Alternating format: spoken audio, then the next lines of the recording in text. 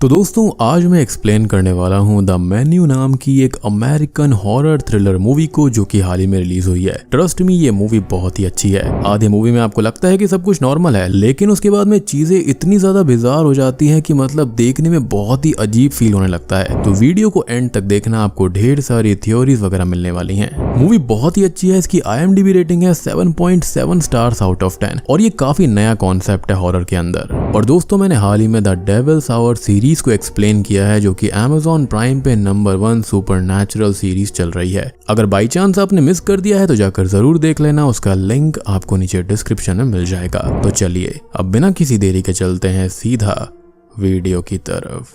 तो मूवी की शुरुआत में हम देखते हैं टाइलर और मार्गो को जो कि तैयार होकर डेक पर खड़े हुए थे, क्योंकि टाइलर ने एक आइलैंड के एक बहुत बड़े होटल में डाइनिंग बुक करी थी जो कि बहुत ही ज्यादा महंगा था, यानी कि $1250 पर पर्सन, जो कि करीबन 1 लाख इंडियन रुपीस होते हैं। और वहां पर एक बार में बहुत ही कम लोग जा सकते थे क्योंकि उसकी पॉपुलैरिटी बहुत ही ज्यादा थी। वहां पर मोस्टली अमीर या फिर फेमस या फिर बहुत बड़े सेलिब्रिटीज ही हुआ करते। अब तभी एक बोट आती है और उस पर बैठकर सभी लोग उस होटल या फिर ये कहें कि रेस्टोरेंट के आइलैंड पर निकल जाते हैं, जहां पर उनका वेलकम करती है एल्सा नाम की एक लेडी। और यहाँ पर वो टाइलर को भी ग्रीट करती है जिसके साथ उसकी गर्लफ्रेंड आई थी, यानी कि मार्गो। बट हुआ ये था कि इससे पहले उसकी दूसरी गर्लफ्रेंड यहाँ पर आने वाली थी, लेकिन उसका एंड मोमेंट पर ब्रेकअप हो गया था, जिसकी वजह से उसे मार्गो के साथ यहाँ पर आना पड़ा।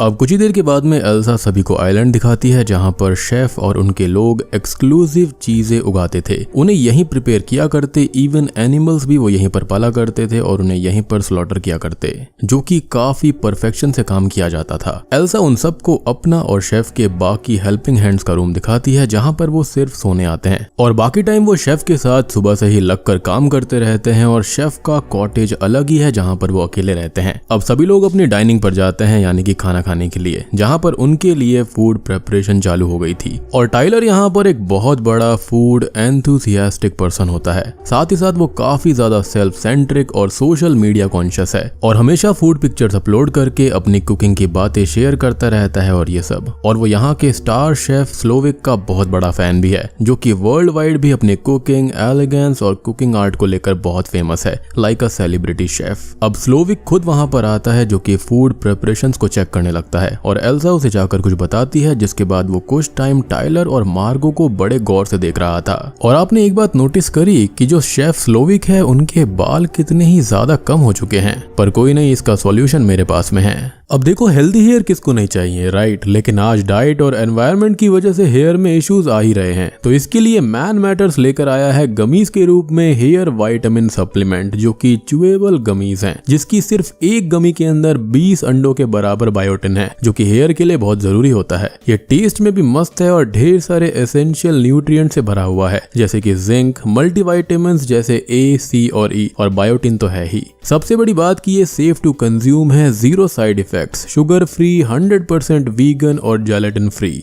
और आपकी डाइट में जो गैप आ जाते हैं ना, उनको ये पूरा कर देता है। तो इससे आपकी हेयर को मजबूती मिलेगी। और एक थी डायन के अंदर, जो डायन की चोटी थी ना, वो इसको ही खा के तो मजबूत करी थी। और ये खाने में भी बहुत आसान है, सिर्फ एक गमी आपको रोज खानी है। 2-3 महीने में बढ़िया रिजल्ट मिलेंगे, जैसे कि hair growth, beard growth, hair लंबे स्ट्रॉन्ग हो जाएंगे, बाल पतले होने से बचेंगे, सफेद और टूटने से भी बच जाएंगे। ये बालों में कोलेजन प्रोडक्शन को बढ़ाने में भी मदद करता है, जिससे हेयर एजिंग होने से रुकती है। साथ ही साथ मैन मैटर्स ब्रांड में हेयर के अलावा skin, weight, sexual wellbeing, performance, hygiene related कई प्रोडक्ट्स हैं। ये मेन के लिए एक डिजिटल हेल्थ क्लिनिक ही है, जहां पर हेल्थ एंड वेलनेस इश्यूज के लिए सर्टिफाइड डॉक्टर से फ्री ऑनलाइन और कॉन्फिडेंशियल कंसल्टेशन आपको मिलेगी। और भैया इस हेयर गमी को अपनी डेली डाइट में जरूर इंक्लूड करना, बालों को झड़ने से बचाना है तो इससे पहले देर हो जाए, जल्दी से जल्दी हेयर केयर शुरू कर दो। तो इस हेयर गमी का लिंक और कूपन कोड दोनों ही डिस्क्रिप्शन में है, जल्दी से जाकर खरीद लो। अब स्टार्टर सर्व होता है और सब लोग उसे एंजॉय करते हैं। और यहाँ पर बहुत सारे लोग आए थे जिनके बारे में थोड़ा बहुत हम आगे जान लेंगे। अब यहाँ पर टाइलर मार्गो को अपने फूड और कुकिंग के पैशन के बारे में सब कुछ बताता है। वो बोलता है कि वो कुकिंग को काफी फॉलो करता है और स्लोविक के कुकिंग शो को उसने बार बार देखा है। वो उसके फूड और कुकिंग को एक्सप्लेन करने के तरीके का बहुत बड़ा फैन है। और यहाँ पर हम टाइलर के ऑब्सेशन को बहुत अच्छे से समझ पाते जाते हैं। इवन मार्गो से ये बोलती है कि वो जितना इस फूड के अंदर इन्वॉल्व होता है वो उतना नहीं हो सकती, क्योंकि उसके लिए एक खाना है जबकि टाइलर के लिए आर्ट है। हालांकि यहाँ पर आए सभी लोगों के लिए ये एक आर्ट ही थी और वो काइंड ऑफ एग्जीबिशन में आए हैं एंजॉयमेंट के लिए, ना कि सिर्फ खाने के लिए। अब कुछ ही देर के बाद में शेफ सबको ग्रीट करता है और द मेन्यू के अकॉर्डिंग उनका पहला कोर्स प्रेजेंट किया जाता है, जिसे बहुत ही परफेक्शन से प्रिपेयर किया गया था और उसके बारे में, उसके इंग्रेडिएंट्स के बारे में और हिस्ट्री के बारे में वो सबको ब्रीफ डिस्क्रिप्शन देते हैं और फिर वो फूड सबको सर्व किया जाता है, जो कि एक पत्थर के आसपास सजाए हुए इस आइलैंड के फ्लावर्स थे। और यहाँ पर आए हुए सभी लोग इसको बहुत बढ़िया फूड आर्ट बोलते हैं, जबकि किसी आम इंसान के नजरों में खाली वो एक पत्थर और कुछ फूल पत्ती थी। शेफ यहाँ पर सबको बोलता है कि वो लोग इस फूड को खाएं नहीं, बल्कि इसका टेस्ट लें, इसे फील करें, इसको रेस्पेक्ट दें। अब इसी बीच टाइलर मार्गो को फूड के बारे में बताने लगता है और शेफ उसको शांत कराकर अपनी बात जारी करता है और बात खत्म होने के बाद में सभी लोग फूड खाने लगते हैं। लेकिन टाइलर शेफ और उसके मुंह से फूड डिस्क्रिप्शन और बाकी चीजें सुनकर बहुत ज्यादा इमोशनल हो गया था और वो मार्गो से पूछता है कि कहीं शेफ उससे नाराज तो नहीं है, जिस पर वो बोलती है कि वो एक कस्टमर है जो यहाँ पर पैसे दे रहा है शेफ को और शेफ उसको सर्व कर रहे हैं, तो उसे उससे क्या मतलब। बट टाइलर थोड़ा ज्यादा ही इन चीजों को, फूड को और शेफ को सीरियसली ले रहा था, क्योंकि वो उनका बहुत बड़ा फैन था, फूड क्रिटिक था। यहाँ पर अब एक बहुत बड़ी सेलिब्रिटी फूड क्रिटिक भी आई हुई थी और वो भी इस फूड की तारीफ करती है, जिसके बारे में अपने हस्बैंड से वो बात करती है, छोटी छोटी बारीकियों के बारे में डिस्कशन करती है कि ये अच्छा है, ये ऊपर है, ये ऐसा होना चाहिए था या फिर वैसा एंड ऑल। अब सेकंड कोर्स की तैयारी चालू होती है और हम शेफ को देखते हैं जो कि बार बार मार्गो को ही देख रहा था, और ऐसा क्यों है ये हम थोड़ी देर में जान पाएंगे। अब इस मेन्यू से सेकंड कोर्स सर्व किया जाता है, जिसके बारे में शेफ पहले थोड़ी बहुत डिस्कशन करता है कि ब्रेड कब इजाद करी गई थी, उसका हाउस होल्ड में क्या काम है और ये बहुत चीजें। उसकी एक बात ये थी कि ब्रेड गरीब लोग खाते हैं, तो उनके अगले कोर्स में ब्रेड ही नहीं है और ये कोर्स है ब्रेडलेस ब्रेड अकम्पनीमेंट्स। अब डिश को सर्व किया जाता है और यूजुअली टाइलर बहुत ही ज्यादा इम्प्रेस्ड हो जाता है और वो बिना ब्रेड के इन सारी चीजों को एंजॉय करता है। साथ ही साथ फूड क्रिटिक ब्लूम भी इसको एंजॉय करती है, उसके बारे में बात करती है। वो बोलती है ये कितने बारीक है और ये सारी चीजें बहुत पसंद आती हैं उसको, जिसके बारे में वो शेफ से बोलती है और शेफ उनके लिए एक बोल भरकर अकम्पनीमेंट भेज देता है अपनी तरफ से। सभी लोग इस डिश को एंजॉय कर रहे थे, जो कि डिश के नाम पर कुछ अकम्पनीमेंट ही थे, यानी कि ब्रेड के साथ खाई जाने वाली कुछ चीजें। और यहाँ पर एक फ्रेंड्स ग्रुप भी आया हुआ था और वो लोग एल्सा से बोलते हैं कि उन्हें ब्रेड सर्व की जाए, लेकिन वो ब्रेड देने से मना कर देती है क्योंकि मेन्यू का पार्ट सिर्फ यही डिश थी। इस पर वो लोग उसे बोलते हैं कि वो लोग एक बहुत बड़े आदमी डग वेरिक के साथ काम करते हैं, जिस पर वो बोलती है कि वो उन्हें और उनके बॉस को जानती है, वो भी बहुत अच्छे से। साथ ही साथ वो उनसे ये भी बोलती है कि उन्हें डिजायर से कम और डिजर्व से ज्यादा खाने को आज मिलेगा। मतलब यहाँ पर चीजें ना बहुत ही वियर्ड होती जा रही थी और आगे चल के तो और भी खतरनाक होने वाली हैं।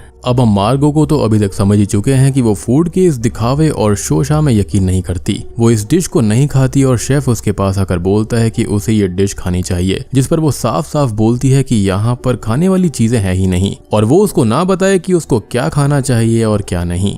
ये पूरी तरह से उसकी चॉइस है और शेफ वहां से चला जाता है, जिस पर टाइलर मार्गो पर बहुत गुस्सा हो जाता है कि उसे ऐसे बात नहीं करनी चाहिए थी। अब नेक्स्ट कोर्स सर्व किया जाता है, जो कि होता है टाकोस और इसका नाम शेफ ने मेमोरी रखा था। साथ ही साथ वो इसका भी एक डिस्क्रिप्शन देता है और वो बताता है अपनी मदर के बारे में, जो कि वहीं पर बैठी हुई थी और हमेशा ड्रंक ही रहा करती। वो बोलता है कि बचपन में उसे टाकोस बहुत पसंद थे, ट्यूसडे के दिन वो लोग टाको खाया करते, लेकिन उसके फादर एक अल्कोहलिक और ड्रंक पर्सन थे, जो कि हमेशा नशा करके उसकी मदर को मारा पीटा करते थे। और एक दिन ऐसे ही झगड़े में उसने अपने फादर से मदर को बचाने के लिए उनके पैर में स्टैब कर दिया और उसकी टाकोस से ये सारी यादें जुड़ी हुई हैं, इसलिए इसका नाम उसने मेमोरी रखा है। अब सभी को टाको सर्व होते हैं और यहाँ पर जो टॉर्टिया सर्व की जा रही थी उसके ऊपर असल में लेजर से प्रिंटिंग करी गई थी और उस पर थे वहां पर आए हुए गेस्ट के पास्ट, उनकी वर्स्ट मेमोरीज। जैसे कि वहां पर एक एक्टर आया हुआ था तो उन्होंने उसकी सबसे बुरी मूवी का वहां पर प्रिंट किया था। टाइलर जो कि हमेशा फूड की फोटोज लेता रहता, वहां पर उसकी ही पेंटिंग, ब्लूम की रिव्यू किए हुए रेस्टोरेंट की पेंटिंग।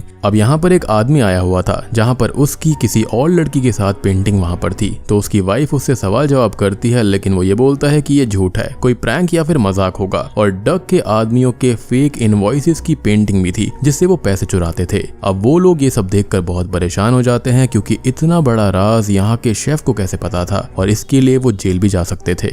यानी कि यहाँ के शेफ ने इन सब के बारे में काफी अच्छे से रिसर्च करी है। अब टाइलर मार्गो से बोलता है कि शायद शेफ उससे नाराज हो गए हैं और वो उससे माफी मांगेगा, जिस पर वो बोलती है कि अब वो ओवर रिएक्ट कर रहा है और उसे चिल करना चाहिए, जिस पर उनकी हल्की सी बहस हो जाती है और मार्गो गुस्से में उठकर वहां से चली जाती है। वो अब कॉरिडोर में आती है और उसे एक सिल्वर डोर मिलता है जिसे वो देखने लगती है। तभी वहां पर एल्सा आकर उसको कहती है कि वो अभी कहीं पर भी नहीं जा सकती और मार्गो तभी वॉशरूम चली जाती है। और आपने एक चीज नोटिस करी होगी कि मार्गो के लिए यहाँ पर कोई भी पेंटिंग नहीं थी, जिसका रीजन हम थोड़ी देर में जान पाएंगे। अब तभी वो वहां पर स्मोक करने लगती है कि तभी लेडीज वॉशरूम के अंदर शेफ स्लोविक आ जाता है और वो उससे पूछता है कि उसने उसकी डिशेस को खाया नहीं तो ऐसा क्यों, और वो उसे पसंद क्यों नहीं आई, और उसे ये देखकर काफी बुरा लगता है, जिस पर वो बोलती है कि उसे भूख नहीं है और उसका मन नहीं है खाने का। अब शेफ उससे उसका नाम पूछता है और वो अपना नाम बताती है, लेकिन वो बोलता है कि वो झूठ बोल रही है और उसका नाम मार्गो है ही नहीं, जिससे कि वो थोड़ी सी परेशान होती है और वहां से चली जाती है। यानी कि यहाँ पर ढेर सारे ऐसे राज हैं और असली पत्ते हैं जो कि थोड़ी देर में खुलने वाले हैं। खैर, अब अगले कोर्स की तैयारी शुरू होती है जिसके बारे में शेफ ब्रीफिंग देने लगता है और अब वो अपने एक जूनियर शेफ जेरेमी को बुलाता है और उसके बारे में लोगों को बताता है कि जेरेमी ने उसके साथ काम करने के लिए बहुत मेहनत करी है, वो बहुत अच्छा है अपने काम में लेकिन ग्रेट नहीं है। वो उससे पूछता है कि क्या वो उसकी लाइफ से खुश है, जिस पर वो मना कर देता है और शेफ उससे ये कहता है कि क्या वो शेफ की जैसी लाइफ जीना चाहता है, जिस पर वो साफ मना कर देता है। अब शेफ आगे बोलते हैं कि उन लोगों को, ऐसे लोगों के लिए जिनको ना वो जानते हैं ना शायद कभी दोबारा मिले, कुकिंग करनी पड़ती है, उन्हें प्लीज करना होता है, ऐसा खाना तैयार करना होता है जो कि कस्टमर्स को, क्रिटिक्स को पसंद आए, और इस प्रोसेस में क्रिएट होता है मेस उनकी लाइफ में, बॉडी पर, सोच में, और यही नेक्स्ट कोर्स का नाम है जिसे जेरेमी ने क्रिएट किया है। और अब जेरेमी एक गन निकालता है और खुद को शूट कर लेता है, जी हाँ, जिससे वहां पर बैठे हुए लोगों के पैरों के तले जमीन खिसक जाती है। लेकिन टाइलर अभी भी नॉर्मली था और शेफ भी सबको बोलता है कि ये मेन्यू का ही पार्ट है, इस शो का एक पार्ट है, जिस पर तो आधे लोगों को ये लगने लगता है कि ये कोई लाइव परफॉर्मेंस स्टंट था, वहीं पर कुछ लोगों को ये सब रियल लग रहा था क्योंकि सामने तो एक डेड बॉडी पड़ी हुई थी।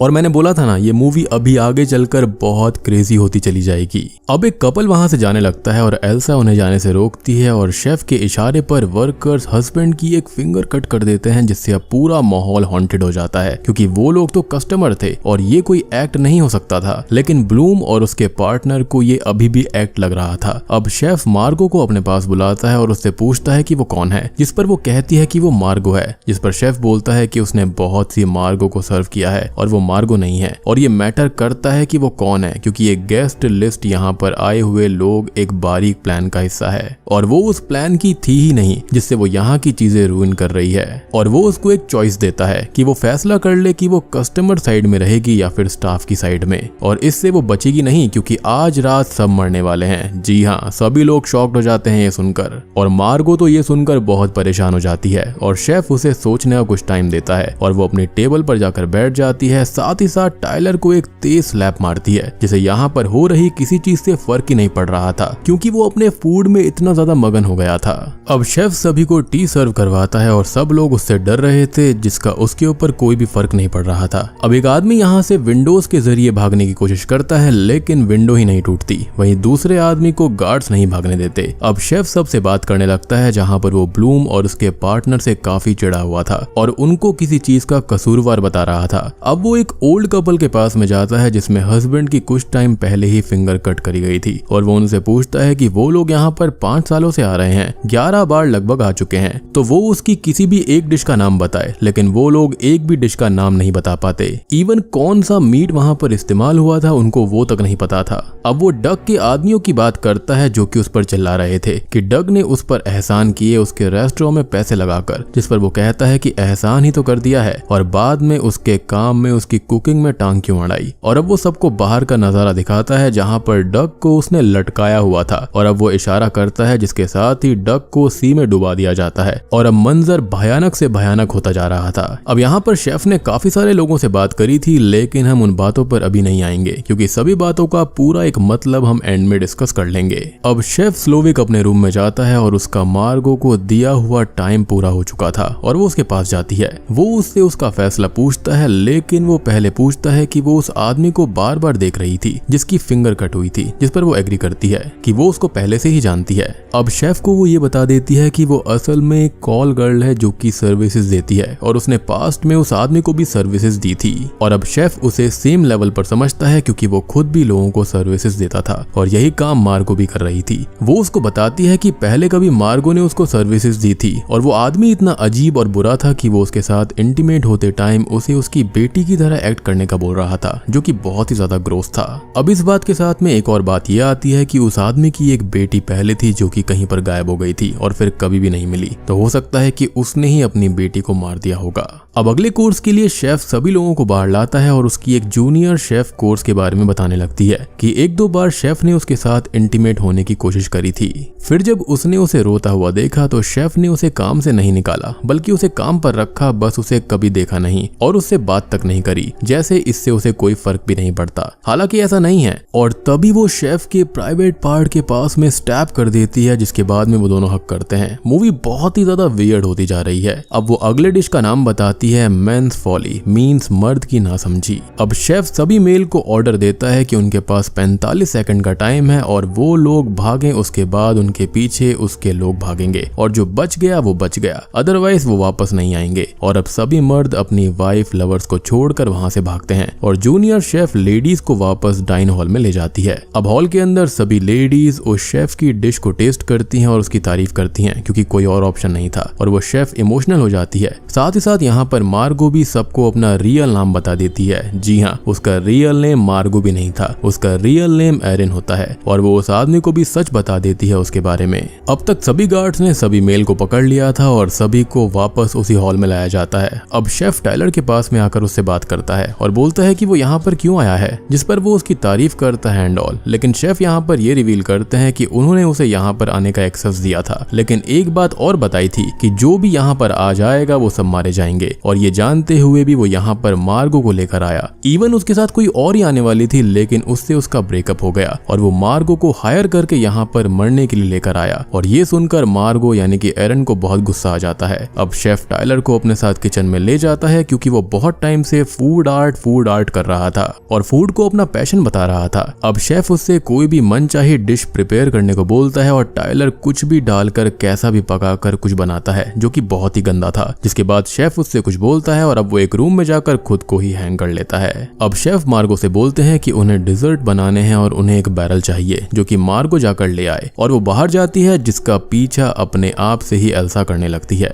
मार्गो अब बैरल को छोड़कर चुपके से शेफ के घर में आ जाती है और असल में यहीं पर डाइन होना था, लेकिन कुछ कंडीशंस की वजह से इस चीज को नए हॉल में शिफ्ट कर दिया गया। और ऐसा क्यों, ये हमको थोड़ी देर में पता चल जाएगा। अब वो यहाँ वहाँ देखने लगती है, लेकिन तभी वहाँ पर एल्सा आ जाती है जो कि उससे चिड़ी हुई थी और वो उसे खत्म करने उस पर अटैक करती है, लेकिन इसी लड़ाई में उसकी ही जान चली जाती है। अब मार्गो यानी कि एरन यहाँ पर बने हुए एक सिल्वर डोर को देखती है, जिसके अंदर वो जाती है और ये शेफ का पर्सनल रूम था, जहाँ पर उसकी फोटो, कुकिंग को स्टार्ट करने की टाइम की पिक्चर और ब्लूम का बहुत पुराना वो इंटरव्यू था जिससे शेफ फेमस हुआ था और जिस वजह से वो यहाँ पर पहुंचा था, ये वही आर्टिकल था। यहाँ पर मार्गो को एक रेडियो भी मिलता है जिससे वो कहीं पर कांटेक्ट करने की कोशिश करने लगती है। इधर डाइन हॉल में एक एक्टर भी आया हुआ था और शेफ उससे बात करके उसको बताता है कि वो मरेगा क्योंकि उसने एक बहुत बुरी मूवी बनाई थी जिसे वो देखने गया था और उसका संडे खराब हो गया, जिसका एहसास उस एक्टर को भी होना चाहिए। साथ ही साथ उसकी एक यंग गर्लफ्रेंड भी होती है जो उससे पैसे चुराया करती थी और शेफ उससे पूछता है कि उस पर कोई स्टूडेंट लोन है, जिस पर वो मना करती है और शेफ उसे बोलता है कि वो भी मरेगी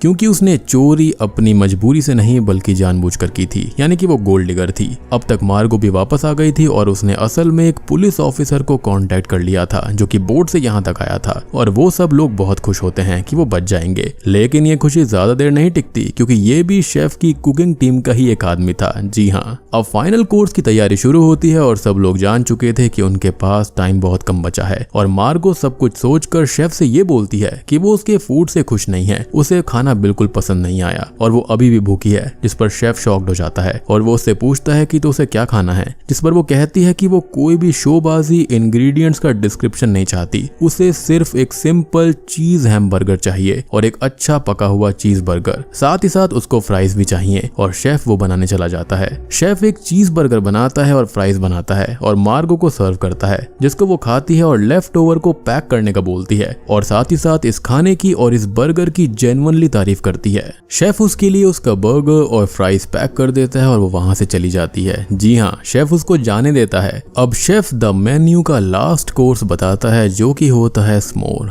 और जिनको स्मोर के बारे में नहीं पता, तो अमेरिका और कनाडा के अंदर कैंप फायर के वक्त ये सारी ट्रीट जो है वो करी जाती हैं और अब सभी कस्टमर्स को मार्शमैलो की कैप पहनाई जाती है और चॉकलेट की कैप पहनाई जाती है। सभी जगह पर लकड़ियां और एक्सप्लोजिव भी डाले जाते हैं, जैसे कि मैंने बताया ना, कैंप फायर में ये सब इस्तेमाल होता है। और फाइनली अब शेफ आता है, सबको ग्रीट करता है और उन एक्सप्लोजिव पर आग लगा देता है, जिसके साथ ही सभी लोग वहां पर खत्म हो जाते हैं। पूरा होटल, पूरा स्टाफ, शेफ, सारे कस्टमर्स। अब हम मार्गो को देखते हैं जो कि बीच समुद्र में बोट रोकती है और चीज बर्गर खाते हुए बहुत ही एंजॉय करती है इस नज़ारे को। साथ ही साथ वो उसी मेन्यू से अपना मुंह भी पूछती है और बूम, इसी के साथ में द मेन्यू मूवी यहीं पर खत्म हो जाती है।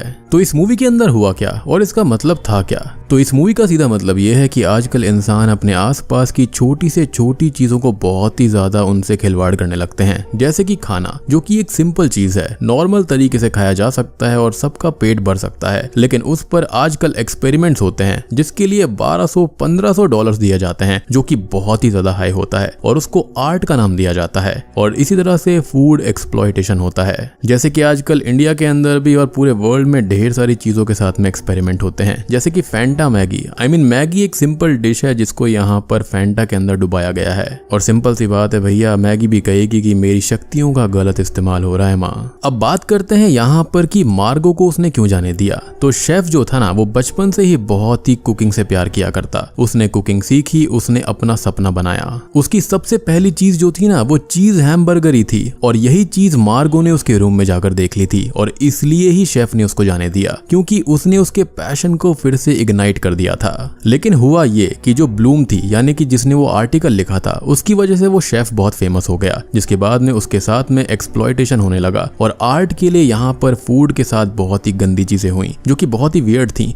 पत्थर के इर्द गिर्द फ्लावर्स को देना, ये कोई खाना नहीं बल्कि बकवास बात है। मतलब आप सोचो कि आप भूखे हो और आपकी प्लेट के अंदर पत्थर के इर्द गिर्द फूल पत्ती आ जाए, तो आप खाओगे या फिर आपको गुस्सा आएगा? I am talking about normal people, high class people की मैं बात नहीं करता। लेकिन जब एंड में मार्गो यानी कि एरिन ने शेफ से हैमबर्गर बनाने को बोला, तो उसको अपनी शुरुआत याद आ गई, जहां से वो फेमस हुआ था और जिसके लिए वो बहुत जाना जाता था।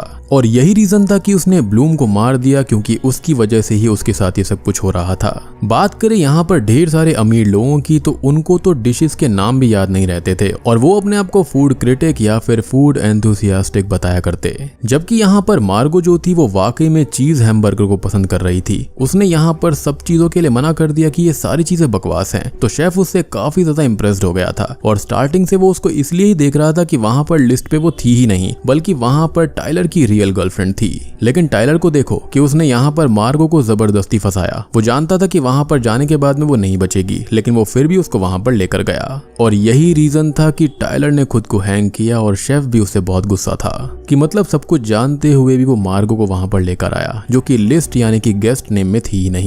शेफ ने एंड में जो हैमबर्गर बनाया, उसके अंदर उसने बहुत ही ज्यादा प्यार डाला और उसने दिल से वो बनाया था और इसी वजह से उसने उसको वहां से जाने दिया। और एक चीज और कि यहाँ पर अमीर लोग फूड को वेस्ट किया करते थे, थोड़ा सा खाकर बाकी सारा फेंक दिया करते, लेकिन मार्गो ने उसको पैक करने के लिए कहा। जिसके बाद हुआ ये कि शेफ के मन में मार्गो के लिए रेस्पेक्ट बढ़ गई थी, क्योंकि कहीं ना कहीं वो भी बहुत ही लोअर लेवल से उठकर आया था और वो बहुत ही ज्यादा मार्गो से रिलेट कर पा रहा था। चाहे काम अलग हो, लेकिन यहाँ पर पैशन दोनों का सेम था।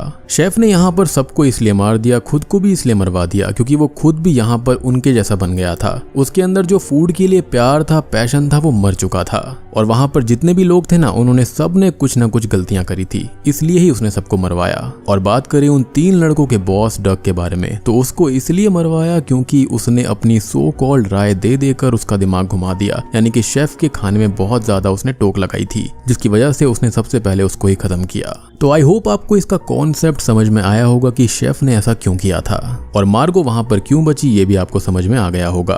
अब मार्गो का एंड में क्या होगा ये तो हमको नहीं पता, क्योंकि वो समुद्र के बीच में है, वहां पर उसको कौन बचाएगा। हो भी सकता है कि वो बच जाए। और एक चीज और की जो डाइनिंग होनी थी पहले वो शेफ के रूम के आसपास होनी थी, लेकिन वो जानता था कि जितने भी अमीर लोग हैं वो उसकी फीलिंग्स को नहीं समझ पाएंगे, इसलिए उसने डाइनिंग को वहां से हटाकर कहीं और कर दिया। बेसिकली शेफ स्लोविक ने यहाँ पर सभी अमीर लोगों से बदला लिया कि जो उसके लिए इतना जरूरी था उसका प्यार था, यानी कि जो फूड था वो उसके लिए प्यार जैसा था। उन अमीर लोगों ने उस प्यार को खत्म कर दिया था और इसलिए ही उसने इनको मारने का फैसला किया। बेसिकली उसने लॉट में से कुछ सेलेक्टेड लोगों को चूज कर लिया था और यही सारे वो लोग थे जिनकी वजह से उसका पैशन बिल्कुल डाउन हो गया। तो उम्मीद करता हूँ कि आपको पूरी मूवी का कॉन्सेप्ट समझ में आ गया होगा। मुझे तो पर्सनली मूवी काफी डिफरेंट, काफी बढ़िया लगी है। उम्मीद करता हूँ कि आपको भी पसंद आई होगी। पसंद आई है तो वीडियो को लाइक कर देना, चैनल के ऊपर नए हैं तो सब्सक्राइब कर लीजिए। तो मैं आप सबको मिलता हूँ अगली वीडियो के साथ में, तब तक के लिए स्टे